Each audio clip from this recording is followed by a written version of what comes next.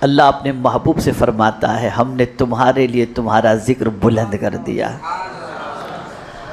آپ سوچو ماحول جب اتنا سخت ہو، اتنا کٹھن ہو کہ قدم قدم پر ایسا لگ رہا ہو کہ چراغ مصطفی صلی اللہ علیہ وسلم گل کر دی جائے، ایسی سچویشن میں اللہ کا فرمانا ہم نے تمہارے لیے تمہارا ذکر بلند کر دیا، اس وقت کے لوگوں کو ایک اچنبھا سا اور ایک عجیب سا محسوس ہونا تھا، لیکن اللہ اکبر، یہ رب کا کلام تھا، یہ پالنہار حقیقی کا ارشاد ہے، یہ معبود برحق کا فرمان ہے۔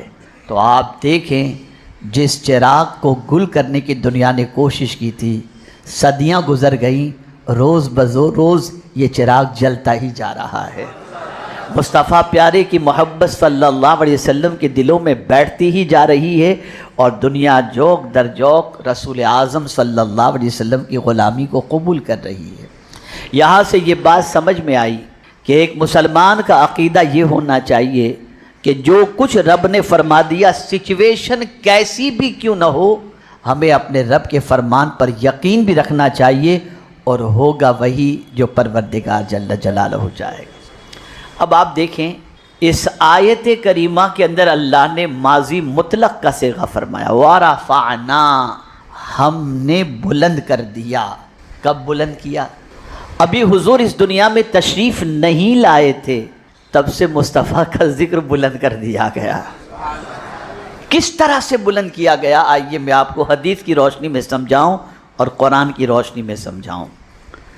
اللہ کے رسول صلی اللہ علیہ وسلم کے ذکر کی بلندی کا معاملہ یہ ہے کہ جب حضرت آدم علیہ الصلاۃ والتسلیم کو اللہ عز و جل نے پیدا فرمایا، تخلیق فرمائی ان کی، تو حضرت آدم علیہ السلام کی کنیت رکھی گئی ابو محمد۔ تو آپ نے عرض کیا اللہ کی بارگاہ میں یہ محمد کون ہیں؟ ابھی حضور تشریف نہیں لائے، عرض کرتے یہ محمد کون ہیں؟ پروردگار جل جلالہ نے ارشاد فرمایا اگر ان کو پیدا اللہ علیہ وسلم، سرکار صلی اللہ علیہ وسلم فرماتے جو شخص اپنے بھائی کی حاجت پوری کرنے میں لگا رہتا ہے، اللہ تعالیٰ اس کی حاجت روائی کرتا ہے۔ یعنی آپ تو کر رہے ہو بندے کی حاجت روائی، اور خدا آپ کی حاجتوں کو پوری فرماتا ہے۔ اسی لیے کسی نے صدیق اکبر رضی اللہ تعالیٰ عنہ سے پوچھا، امیر المؤمنین آپ تو رعایا کی خبر گیری میں اور امور خلافت کی انجام دینے میں لگے رہتے ہیں، تو آپ کے گھر کا کام اور آپ کے سارے کام کیسے ہوتے ہیں؟ تو ارشاد فرماتے ہیں میں مخلوق خدا کی خدمت میں لگا رہتا ہوں، خالق خود میرے کام کے لیے انتظام فرما دیا کرتا ہے۔ یہ ذہن میں رکھو، اگر کوئی یہ چاہتا ہے کہ میری حاجت پوری ہو، آپ مسلمانوں کی حاجت پوری کرنے میں لگ جائیے مسلمانوں کی حاجت پوری کرنے میں، اللہ حاجت پوری کرے گا۔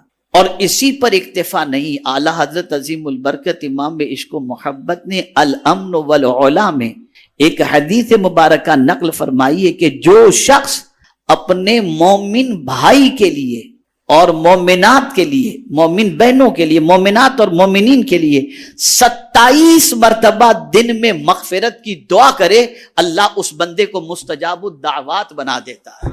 پھر یہ مغفرت کی دعا کرنے والا جو بھی دعا کرے اللہ اس کی دعا کو قبول فرما لیتا ہے۔ آپ کیا سمجھتے ہو ایک مومن بھائی کا خیال کرنا اور اس کی حاجت روائی کتنا بڑا کام ہے؟ حدیث کے اس جملے پر توجہ فرمائے، جو اپنے بھائی کی حاجت روائی میں لگا رہتا اللہ اس کی حاجت روائی، یعنی کوئی معمولی کام ہے، ہم تو کریں گے تو کچھ نقص بھی رہ جائے گا، لیکن خدا جو کرے گا وہ اپنی شان کے مطابق فرمائے۔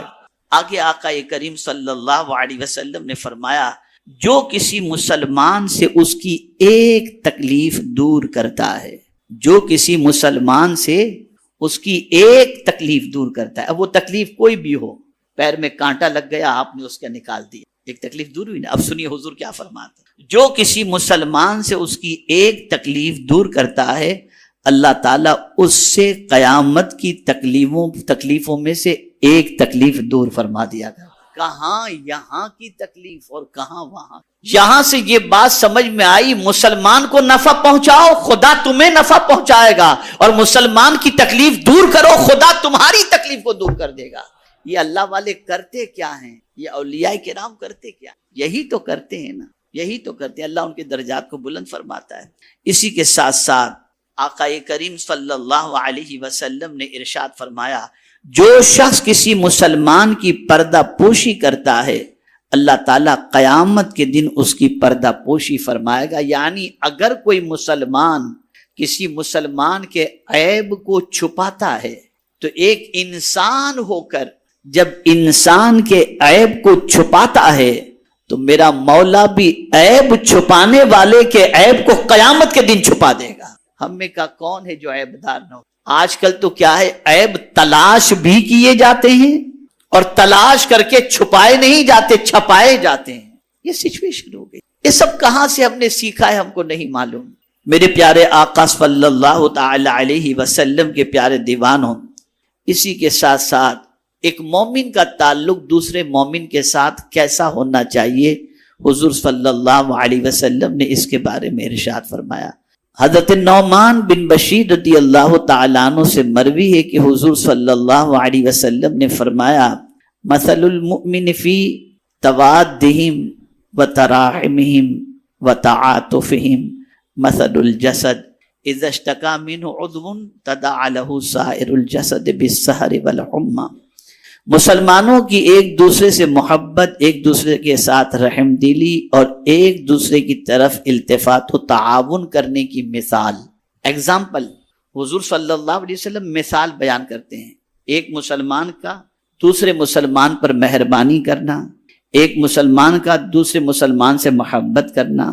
اس کی مثال کیا ہے؟ تو حضور صلی اللہ علیہ وسلم ارشاد فرماتے ہیں یہ ایک دوسرے کی محبت کی مثال ایسی ہے کہ جیسے کسی جسم کے ایک عضو کو تکلیف پہنچے تو پورا جسم بے قرار ہو جاتا ہے، ایسے ہی مسلمانوں کا آپسی تعلق ایسا ہونا چاہیے کہ کسی ایک مسلمان کو تکلیف پہنچے تو سارے مسلمانوں کو تکلیف پہنچنی چاہیے. یعنی سارے مسلمان ایک جسم کی طرح ہیں، ایک جسم کی طرح. جسم کے کسی حصے کو تکلیف پہنچنے پر جیسے پورا جسم بے چین ہو جاتا ہے، سر میں درد ہو تو کوئی چیز اچھی نہیں لگتی، ہاتھ بھی کمزور ہو گیا، چلنے میں بھی مزہ نہیں آتا، اس سر کے درد کا اثر پورے جسم پر پڑتا ہے اور اس سے متاثر پورا جسم ہوتا ہے. حضور فرماتے ہیں یہی پوزیشن مومنین کی ہونی چاہیے کہ سارے مومنین ایک جسم کی طرح ہیں، ایک مومن کو تکلیف پہنچے تو سارے مومن بے چین ہو جانے چاہیے. یہاں تو مومن ہی کو تکلیف دیتا ہے، بے چین تو بہت دور کی بات ہے. اب ذرا دیکھ لیجئے، ایک مسلمان دوسرے مسلمان کو تکلیف دینے پر تلا ہوا ہے، کوئی بھلا چاہنے کو تیار ہی نہیں ہے، کوئی کسی کے ساتھ انسیت اختیار کرنے کو تیار ہی نہیں ہے. نفسی کی کیفیت ہمارے اندر اتنی چھا گئی کہ ہم چاہتے ہیں کہ عزت بھی کسی کو نہ ملے مجھے ملے، دولت بھی کسی کو نہ ملے مجھے ملے، پریشان سب ہوں میں خوشیاں مناؤں. یہ جب سوچ ہو جائے گی تو اس انسان کے کام کہاں سے بنیں گے؟ اللہ والوں کے کام اللہ اس لیے بنا دیتا کہ اللہ والے مسلمانوں کے کام بنانے میں لگے رہتے، اللہ تعالیٰ ان کے کاموں کو بنا دیا کرتا. ہم تو مسلمانوں کے کام بگاڑنے میں لگے ہیں الا ماشاء اللہ. آقا کریم صلی اللہ علیہ وسلم نے ایک مسلمان کو کھانا کھلانا کتنا فائدہ مند بتایا، سماعت فرمائیں. حضرت عبداللہ ابن عمرو ابن عاص رضی اللہ تعالی عنہما سے مروی ہے کہ ایک آدمی نے ایک دن حضور صلی اللہ علیہ وسلم سے پوچھا ای الاسلام خیرن. کیا سوال پوچھنے والا، ہم پوچھتے ہیں کون سا دھندا بہتر ہے اور وہ پوچھتے تھے کون سا اسلام بہتر. اتنا اسلام ان کو پیارا تھا. سوال پوچھتے ہیں ای الاسلام خیرن، یا رسول اللہ صلی اللہ تعالی علیہ وسلم کون سا اسلام بہتر ہے؟ تو پیغمبر اسلام صلی اللہ علیہ وسلم نے ارشاد فرمایا تطعم الطعام وتقرأ السلام علی من عرفت ومن لم تعرف. حضور صلی اللہ علیہ وسلم ارشاد فرماتے ہیں، بخاری شریف کی حدیث ہے، آقا کریم صلی اللہ علیہ وسلم نے فرمایا تم کھانا کھلاؤ اور جس کو پہچانو اس کو بھی اور جس کو نہ پہچانو اس کو بھی، الغرض سب کو سلام کرو. یعنی تمہیں کوئی بھی مسلمان نظر آئے تم اس کو پہچانتے ہو یا نہیں پہچانتے ہو، لگ رہا ہے یہ مسلمان غلام رسول، سلام کرو. حضور فرماتے ہیں یہ سب سے بہتر اسلام ہے. کھانا کھلانا اور سلام کرنا، یہ سرکار صلی اللہ علیہ وسلم فرماتے ہیں یہ اسلام بہتر ہے. اس لیے آپ تاریخ اٹھا کر کے دیکھیں، تو کھانا کھلانے کا مسئلہ جو ہے نا، یہ تقریباً انبیاء کرام علیہم الصلاۃ والسلام کی عادت اور اولیاء کرام علیہم الرضوان کی عادت رہی۔ آج کھانا کھلانا بوجھ پڑتا ہے، ارے یار دعوت، یہ انتظام، کھلاؤ، کھانا کھلاؤ۔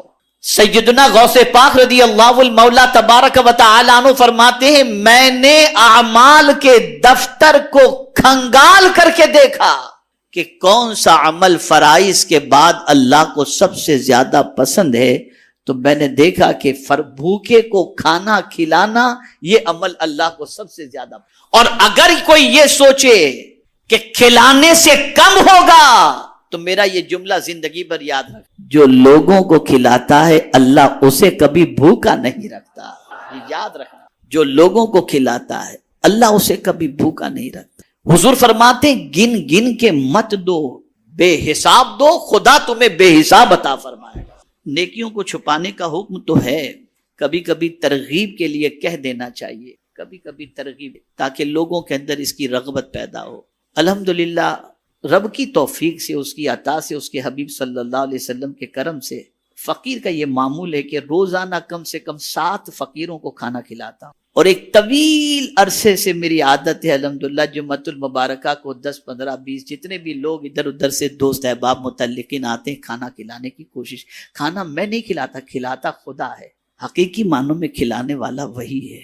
لیکن میں آپ کو یقین کے ساتھ کہتا ہوں کہ رب قدیر جل جلالہ اس کا صلہ اتنا عطا کرتا ہے دونوں جہاں میں کہ جس کی کوئی انتہا نہیں۔ کھلاؤ، اور ہمارے یہاں کھلاتے ہیں، ایسا نہیں سب کھلاتے ہیں، بتاتا ہوں سب کھلاتے ہیں، صرف رمضان میں سب کچھ نہ کچھ لے کے آئیں گے، میرے کھجور سے افطار کر لو، ارے یار میرے کھجور سے افطار کر لو۔ تو کھلانا صرف رمضان ہی کے لیے نہیں ہے، اس کے علاوہ بھی کھلاؤ۔ اور ایک روز میں ایئرپورٹ سے آ رہا تھا، میرا خیال ہے اس طرف سے جو ہے وہ گرانٹ روڈ کی سائڈ سے اس طرف سے میں آ رہا تھا، صبح کا وقت تھا، ایک لمبی قطار میں نے دیکھی مزدوروں کی، اور پھر اینڈ کے اندر میں نے دیکھا کہ کوئی صاحب جو ہے وہ وڑا پاؤں یا پتہ نہیں کیا کیا چیزیں تھیں اس کے اندر، ہر ایک کو پلیٹ اٹھا اٹھا کر کے دے رہے تھے۔ میں نے کہا یہ بندہ اتنے لوگوں کو صبح صبح کھلاتا ہے، میرا رب اس سے کتنا راضی ہوتا ہوگا۔ اور میں ایک شخص کو جانتا بھی ہوں جس کے بارے میں مجھے معلوم نہیں تھا، لیکن ایک دن نشست میں اس نے مجھ سے بتایا، بیٹھے ہوئے تھے تو بولے حضرت روز کے الحمدللہ 60-70 آدمیوں کو ناشتہ کراتا ہوں اللہ کے فضل سے۔ اور میرے استاد گرامی جو اس مسجد کے امام ہیں الحمدللہ، ان کی عادت یہ رہی کہ صبح فجر کی نماز کے بعد اس وقت تک چائے نہیں پیتے تھے جب تک کہ 10 لوگوں کو چائے نہ پلا۔ تو یہ سب فن سیکھو، یہ سب فن سیکھو، اسے حضور نے بہتر فرمایا۔ اور ہمارے یہاں بعض لوگ تو سلام کرنا بھی شان کی توہین، اپنی توہین سمجھتے ہیں، شان کے خلاف سمجھتے ہیں، میں اور پہلے سلام کروں، انا للہ و انا الیہ۔ تو حضور صلی اللہ علیہ وسلم فرماتے ہیں سلام کرو اسے جس مسلمان کو تم پہچانتے ہو یا نہیں پہچانتے، سلام کرو اور کھانا کھلاؤ۔ یہ اگر کسی مسلمان کے اندر خوبی آ گئی تو حضور فرماتے ہیں یہ اسلام بہترین اسلام ہے۔ اب آگے سماعت فرمائیں۔ حضرت ابو سعید خدری رضی اللہ تعالی عنہ سے روایت ہے کہ نبی اکرم صلی اللہ علیہ وسلم نے فرمایا، غور سے سنیے، جس مسلمان نے کسی مسلمان کو کپڑا پہنایا جبکہ وہ ننگا تھا، یعنی اس کے پاس پہننے کے لیے کپڑے نہیں، تو اللہ اسے جنت کے سبز کپڑے پہنائے۔ ہم یہ سمجھتے ہیں کہ ننگے کو کپڑے پہنا کر، توجہ چاہوں گا جملے پر، آج کے بعد اپنی سوچ درست کر لو، ہم یہ سمجھتے ہیں کسی ننگے کو کپڑے پہنا کر ہم نے اس پر احسان کیا، نہیں، اس ننگے کا ہم پر احسان کہ اس نے ہمارا کپڑا قبول کر لیا، جس کے عوض میں اللہ ہمیں جنت کا لباس عطا فرمائے گا۔ تو احسان ہمارا نہیں، احسان غریب کا ہے، احسان غریب کا ہے۔ اگر اسے کپڑا پہنانے کا موقع نہ ملتا تو اللہ ہمیں جنت میں سبز لباس کہاں سے عطا فرمائے۔ اسی طریقے سے آقا کریم صلی اللہ علیہ وسلم نے ارشاد فرمایا، اور جس مسلمان نے کسی مسلمان کو کھلایا جبکہ وہ بھوکا تھا تو اللہ تعالیٰ اسے جنت کے پھل کھلائے، اور جس مسلمان نے کسی مسلمان کو پانی پلایا جبکہ وہ پیاسا تھا تو اللہ تعالیٰ اسے جنت کی مہر بند شراب پلائے گا، یعنی ایسی شراب جو سیل پیک ہوگی، اللہ تعالیٰ پانی پلانے والے کو جنت کی شراب پلائے گا. جنت کی شراب یا آج جیسی شراب جو ملتی ہے آپ اس تصور میں مت جائیے. یہاں کی شراب پینے والا بہک جاتا ہے, وہاں بہکتا نہیں ہے. وہ شرابن طہورا ہے, پاک شراب قرآن کہتا ہے, پاک شراب. اے رسول اعظم صلی اللہ تعالی علیہ وسلم کے دیوانوں, مزید سماعت فرمائیں. حضرت عبید اللہ ابن عبداللہ نے حضرت ابو ہریرہ رضی اللہ تعالیٰ عنہ کو فرماتے ہوئے سنا, یہ بھی بخاری شریف کی حدیث ہے. ایک تاجر لوگوں کو قرض دیا کرتا تھا, جب کسی تنگ دست کو دیکھتا تو اپنے نوکروں سے کہہ دیتا کہ اس سے درگزر کر جاؤ. یعنی کسی کو قرض دیا, اب وہ قرض لینے والا جس پر قرض ہے, جو مقروض ہے, وہ گزرتا, تو وہ تاجر جس نے قرض دیا تھا نا, وہ اپنے نوکروں سے کہتا ہے اس کو سختی مت کرنا, جانے دو, لینے جانے دو, درگزر کرو, تھوڑا سا لیٹ گو کرو. یعنی کیا ہوتا ہے, چائے سے زیادہ پیالے گرم ہوتے ہیں نا, چائے سے زیادہ پیالے گرم ہوتے ہیں. سیٹ کچھ نہیں کہتا, ابھی تک پیسے نہیں دیا تو نے, کہاں جا رہا ہے, تاکہ سیٹ خوش ہو جائے. لیکن وہ تاجر کتنا عقل مند تھا, تاجر اپنے نوکر سے کہہ رہا ہے کہ جس کو ہم نے قرض دیا ہے وہ اگر گزرے تو اس کو نظر انداز کرو, یعنی پکڑنا نہیں, سختی مت کرنا, یہ نہیں. شاید کہ اللہ تعالیٰ بھی ہم سے آخرت میں درگزر فرمائے. چنانچہ اللہ تعالیٰ نے اس کے مرنے کے بعد اس کو بخش. ذرا سوچو آپ, یہ سب سیکھنے کی ضرورت ہے. یہ کباڑا جو آج پوری دنیا میں مسلمانوں کے درمیان ہے نا, اس کی وجہ یہ چیز ہم نے نہیں سیکھی. آج ہم کتنے مسلمانوں کو راحت دیتے, نہیں دیتے. کتنے پریشان حالوں کی پریشانی دور کرتے, نہیں کرتے. اور پریشانی میں اور مصیبتوں میں گرفتار کرنے کی کوشش کرتے ہیں. ہم پریشان نہیں رہیں گے تو کیا ہوگا؟ ذرا دیکھو مسلمانوں کی پریشانی کو دور کرنے کے فائدے کو. آئیے ایک حدیث شریف. ایک صحابی کے وصال کے بعد کسی نے ان کو دیکھا کہ جنت میں ٹہل رہے ہیں. پوچھا ان سے کہ کس عمل نے آپ کو جنت میں داخل کر دیا؟ انہوں نے فرمایا کہ ایسا تھا کہ لوگ نماز کے لیے ایک راستے سے جاتے تھے, وہاں ایک کانٹے دار درخت تھا. وہ کانٹے دار درخت کی وجہ سے آنے جانے والوں کو تکلیف پہنچتی تھی, ان کا کپڑا اس کانٹے دار درخت سے الجھ جاتا تھا. تو مسلمانوں کو تکلیف نہ ہو, میں نے یہ تکلیف دینے والے کانٹے دار درخت کو وہاں سے ہٹا دیا. بس میرے اللہ کو یہی ادا پسند آ گئی اور اس وجہ سے اللہ نے مجھے بخش دیا. یہاں تو کانٹے بچھائے جاتے, ہٹائے نہیں جاتے, کانٹے بچھائے جاتے. میرے پیارے آقا صلی اللہ تعالی علیہ وسلم کے پیارے دیوانوں, حضرت عبداللہ ابن عباس رضی اللہ تعالی عنہما مسجد نبوی شریف میں ماہ رمضان المبارک میں اعتکاف کے اندر تھے. ایک پریشان حال آیا, آ کر کے حضور صلی اللہ علیہ وسلم کے مزار اقدس کی طرف اشارہ کیا اور اشارہ کر کے کہتا ہے, اے ابن عم رسول اللہ, اے رسول اللہ صلی اللہ علیہ وسلم کے چچا کے بیٹے, میں سرکار کو گواہ بنا کر کہتا ہوں میں چند دنوں سے بھوکا ہوں اور قرض کے بوجھ تلے دبا ہوا ہوں. اس زمانے میں جھوٹ بھی تو نہیں بولتے تھے نا, مسئلہ تو یہ ہے. آج تو ڈپلیکیٹ بھی اتنے ہیں کہ جس کی کوئی انتہا نہیں, اللہ ماشاء اللہ. جیسے انہوں نے کہا, تھے اعتکاف کے اندر, وہ بھی رمضان المبارک کا سنت اعتکاف, اٹھے, جوتے لیے, مسجد سے باہر نکلنے لگے. تو اس سائل نے کہا, حضور بلا ضرورت شرعی مسجد سے نکلنے سے اعتکاف ٹوٹ جاتا ہے, حضور آپ نکلیں گے تو اعتکاف ٹوٹ جائے گا. اب جواب سنیے. ارشاد فرماتے, تیرا کہنا اپنی جگہ بالکل صحیح ہے, لیکن میں نے میرے نبی صلی اللہ علیہ وسلم سے سنا ہے کہ جو شخص کسی مسلمان کی تکلیف کو دور کرنے کے لیے چند قدم چلا, اس کا میری مسجد میں 2 مہینے تک اعتکاف کرنے سے بہتر ہے. یہ ہے. وہ لوگ ذرا سوچیں جو مسلمانوں کو تکلیف پہنچاتے ہیں, وہ لوگ سوچیں جو مسلمانوں کی آبرو پر ہاتھ ڈالتے ہیں, وہ لوگ ذرا سوچیں جو مسلمانوں کے مالوں پر ہاتھ ڈالتے ہیں, وہ لوگ ذرا سوچیں جو مسلمانوں کو اذیت پہنچاتے ہیں, وہ لوگ ذرا سوچیں جو مسلمانوں سے سلام کلام ترک کرتے ہیں, اور وہ لوگ ذرا سوچیں جو مسلمانوں کے راہوں کے اندر کانٹے بچھاتے ہیں, ان کا انجام کیا ہوگا. اب یہاں تک عرض کرنے کے بعد اب میں آپ سے جو گزارش کرنا چاہوں گا, اور بھی بہت ساری حدیثیں میری نگاہوں کے سامنے ہیں, لیکن اتنا وقت نہیں کہ میں ان احادیث کو آپ کے سامنے پیش کروں. دماغ اور سوچ کو سنوارنے کے لیے اتنی احادیث پر بھی اگر آپ نے اور ہم نے عمل کیا تو یہ کافی ہے. اب یہ احادیث بیان کرنے کی وجہ کیا ہے؟ 1500 سالہ آقائے کریم صلی اللہ علیہ وسلم کے میلاد منانے کا پوری دنیا کے اندر ایک عظیم جذبہ پایا جا رہا ہے، بہت اچھا ہے، اور میں بتاؤں گا انشاءاللہ زندگی رہی تو کہ جشن عید میلاد النبی صلی اللہ علیہ وسلم منانا اور اس میں خوشیوں کا اظہار کرنا یہ قرآن سے ثابت ہے، بتاؤں گا میں انشاءاللہ۔ لیکن آج مجھے بتانا ہے کہ آپ جشن عید میلاد النبی صلی اللہ علیہ وسلم کس طرح مناؤ۔ سرکار صلی اللہ علیہ وسلم جب فرش گیتی پر تشریف لائے، ولادت ہوئی، تو ابو لہب نے سویبہ کو آزاد کیا۔ ابو لہب کون تھا؟ حضور کا چچا۔ اسے اطلاع دی گئی کہ تمہارے بھائی عبداللہ کے گھر محمد نام کے بیٹے کا جنم ہوا ہے۔ ابو لہب نے جس لونڈی نے خبر دی تھی اسے آزاد